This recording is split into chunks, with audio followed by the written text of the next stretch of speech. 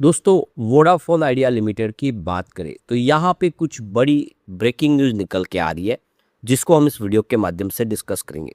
फिलहाल Vodafone idea का stock single digit में है, लेकिन यहाँ पे संभावना काफ़ी पॉजिटिव बन रही है। गवर्नमेंट की तरफ से वोडाफोन आइडिया को पूरा सपोर्ट मिल रहा है और प्रमोटर भी अपनी स्टेक मजबूत कर रहे हैं कंपनी के अंदर। यहाँ पे अब एमएफआई जो है वो इसको लार्ज कैप में लेने की शुरुआत करने जा रहा है। तो क्या आने वाले समय वोडाफोन आइडिया में नया पॉजिटिव इनफ्लो आएगा? दूसरी तरफ देखें तो यहाँ पे ट्राई ने इनके ऊपर पेनल्टी लगा दी है। उसके पीछे की वजह को जानेंगे और स्टॉक को लेकर आगे की क्या रणनीति बन रही है, किस तरह से वोडाफोन आइडिया फैसले कर रहा है, उन सारी बातों को जानेंगे इस वीडियो के माध्यम से। लेकिन फ्रेंड्स, उससे पहले अगर आप पहली बार हमारे चैनल पे आए तो चैनल को सब्सक्राइब कर दीजिए, एक बेल आइकॉन दबा दीजिए ताकि जब भी नया वीडियो बने पहला नोटिफिकेशन आपको मिले। वीडियो पसंद आए तो लाइक से जरूर कीजिए। चलो फ्रेंड्स, वीडियो स्टार्ट करते हैं। मैं हूँ आपका दोस्त SB दवे और हमारे अपने चैनल ऑनलाइन कमाई में आपका बहुत बहुत स्वागत है। सबसे पहले वोडाफोन आइडिया लिमिटेड के कारोबार की बात करें तो 9.61 पर क्लोजिंग थी। 0.84% की यहाँ पे देख सकते हो कि हमें तेजी देखने को मिली। तो 9.53 पर क्लोजिंग थी गुरुवार की। शुरुआत कमजोरी के साथ हुई 9.51 पर। अब आप देखिए तो इंट्राडे में 9.48 का लो भी बना, लेकिन हाई बना था वो 9.68 का। दोनों तरफ का माहौल बना, लेकिन जो खिलाड़ी थे बिकवाली वाले उनका जोर चला और अंत में गिरावट के साथ इसमें क्लोजिंग देखने को मिली है। लेकिन 6.12 का लो बना हुआ है, आपको ये ध्यान होगा। स्टॉक वहाँ से काफ़ी रिकवर भी किया है, परंतु जो हाई बना हुआ 12.80 है 52 वीक का। तो स्टॉक इस समय अपने 52 वीक के लो और हाई के बीच में ट्रेड कर रहा है और एक बड़े फ्रेश ट्रिगर का इंतजार कर रहा है।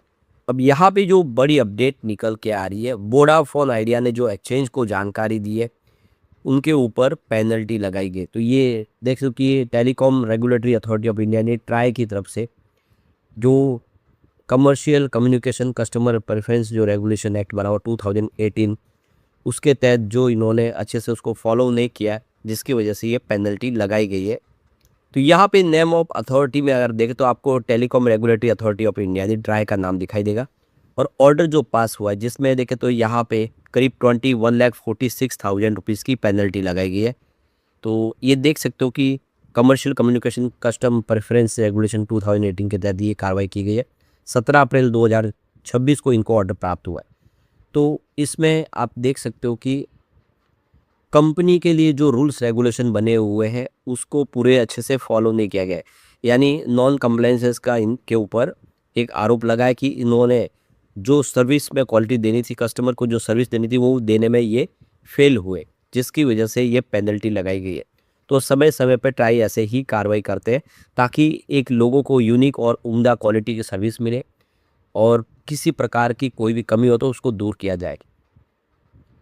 अब इसको लेकर कंपनी की तरफ से कहा है कि मैक्सिमम फाइनेंशियल इम्पैक्ट पड़ेगा। अगर ये पेनल्टी हमें चुकानी पड़ी तो हमारे बिजनेस पे इसका नेगेटिव असर पड़ेगा। तो यहाँ पे कंपनी का कहना है कि हम इस ऑर्डर को रिव्यू कर रहे हैं और आगे जो भी नेक्स्ट स्टेप होगा हम इसके खिलाफ जो भी हम कर सकते हैं वो करेंगे। हायर अथॉरिटी में हम अपील करेंगे। यानी जो भी है, कंपनी का कहना है कि बड़ी रकम है और इस समय जब वोडाफोन आइडिया बहुत सारे प्रॉब्लम में है, उनको फंड की आवश्यकता है अपने बिजनेस को बढ़ाने के लिए। कंपनी अपनी देख सको कि 5G टेक्नोलॉजी को एक्सपांड कर रहे हैं हर लगभग में बड़ी सिटीज़ के अंदर। 4G कवरेज अभी पूरा जो बाकी रह गया वहाँ पे पूरा करे, तो पैसे की आवश्यकता है। इसके लिए उन्होंने एक बड़ा फैसला और भी किया, BSNL के साथ में टाइप कर लिया है। दोनों मिलकर अपने नेटवर्क को आगे बढ़ाएंगे। वो एक दूसरे का नेटवर्क और उसका जो स्पेक्ट्रम वगैरह शेयर करेंगे। तो सारे फैसले किए जाए ताकि आने वाले समय वोडाफोन आइडिया फिर से सर्वाइव कर जाए और टक्कर दे पाए जियो और एयरटेल को। तो इसके लिए कोशिश जारी है और ऐसे में ये बड़ी रकम उनके लिए मायने रखती है। अब यहाँ पे जो दूसरी बड़ी गुड न्यूज़ निकल के आ रही है, MAFI जो AMFI यानी जो देखो कि association of mutual fund India का जो फिर से यहाँ पे रीसफल करने जा रहे हैं अपनी कैटेगरी को, जिसमें कुछ स्टॉक है जो यहाँ से निकल जाएंगे और कुछ स्टॉक है जो यहाँ पे अपग्रेड होंगे, जिसपे वोडाफोन आइडिया शामिल है, जिसको अपग्रेड किया जाएगा। तो ये देखो कि मझगांव डॉक शिप बिल्डर्स और गेल ऐसे 8 स्टॉक है जिनकी यहाँ पे जो ग्रेडिंग है जो नीचे आने वाले होंगे, जो डाउन ग्रेड होंगे। अब देखिए वो कैटेगरी में मिड कैप में आ जाएंगे जो भी इस समय लार्ज कैप में है। इसके उलट वोडाफोन आइडिया जो इस समय मिड कैप में है उसको यहाँ पे अपग्रेड किया जाएगा, उसकी देख सकते हो कि कैटेगरी बढ़ेगी।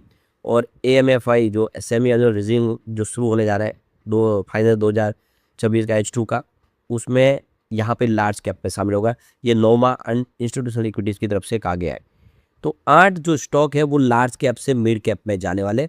यहाँ पे देख सकते हो कि मिड कैप सेगमेंट में जाने वाले जो शेयर है वो MFI के हिसाब से देखें तो लोड़ा डेवलपर्स है, Indian hotels company, Siemens energy limited, max health care, Mazagon dock ship builders और LG इलेक्ट्रॉनिक्स इंडिया और गेल और डॉक्टर रेड्डी लेबोरेटरी। ये सारे के सारे स्टॉक है जो लार्ज कैप कैटेगरी में है इस समय, लेकिन ये मिड कैप कैटेगरी में जाएंगे। इनकी जो देखिए कैटेगरी डाउनग्रेड होने वाली है। लेकिन दूसरी तरफ वोडाफोन आइडिया समेत 8 दूसरे स्टॉक है जो अब मिड कैप कैटेगरी से वो अब लार्ज कैप कैटेगरी में शिफ्ट किए जाएंगे AMFI की तरफ से। तो यहाँ पे देख सकते हो कि Indian bank, BSC limited, Jindal steel, Indus tower और इसके अलावा billion brains garage ventures limited, Hitachi energy, Ashok Leyland और वोडाफोन आइडिया, ये जो स्टॉक है जो भी समय प्रेजेंट में मिड कैप कैटेगरी में है AMFI में, वो सारे का सारे लार्ज कैप में जाने वाले। तो इसका मतलब ये हुआ कि आने वाले समय वोडाफोन आइडिया में नया इन्वेस्टमेंट आएगा। जो लार्ज कैप कैटेगरी में निवेश करते हैं म्यूचुअल फंड, हर कैटेगरी के हिसाब से म्यूचुअल फंड का इन्वेस्टमेंट होता है। लार्ज कैप को सुरक्षित माना जाता है। अगर ये लार्ज कैप कैटेगरी में आ जाता है तो बड़ा फ्रेश और इन्वेस्टमेंट आएगा। इसका मतलब वोडाफोन आइडिया के अंदर नए निवेश से इसकी रंगत बदल सकती है। वैसे 9 स्टॉक ऐसे भी है जो अब यहाँ पे इस समय स्मॉल कैप में लेकिन अपग्रेड होकर मिड कैप में आ सकते हैं, जिसमें Hindustan copper, NLC India, AIA engineering, Ajanta pharma और इसके अलावा Aster DM health care, Delhivery, central bank of India, Sona BLW precision forgings और JB केमिकल्स, इनके लिए भी एक बहुत बड़ी अपॉर्चुनिटी है क्योंकि ये सारे स्मॉल कैप अब मिड कैप कैटेगरी में जाएंगे। तो यहाँ पे देखिए जो इस समय AMFI ने अपना जो कट ऑफ है उसको इंक्रीज कर दिया है। तो इस समय 1.04 लाख करोड़ के आसपास कट ऑफ रखा गया है और मिड कैप के लिए यहाँ पे कट ऑफ है 31,500 करोड़। तो ये देख सकते क्लियरली कि अब यहाँ पे कुछ कट ऑफ के अंदर कमी की गई है। पहले 34,800 करोड़ के आसपास लगे दिसंबर 2025 में, जिसको अब 31,500 करोड़ के आसपास लाया गया क्योंकि मार्केट में शेयरों की प्राइस नीचे आई है, जिसकी वजह से यहाँ पे ये फैसला किया गया है। तो यहाँ पे जो ये कट ऑफ स्पेन पीरियड है 1 जनवरी 2025 और 30 जून 2026 तक होता है।